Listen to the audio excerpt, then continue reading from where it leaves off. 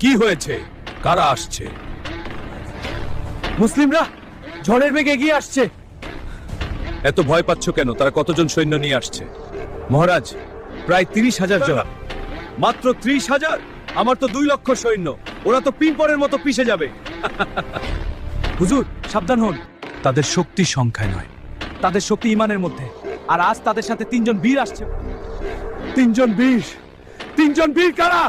খালিদ ইবনে ওয়ালিদ, উমর ইবনে খাত্তাব, আলী ইবনে আবু তালিব। কি কি বললে? ওরা 3 জন? না না, এটা হতে পারে না।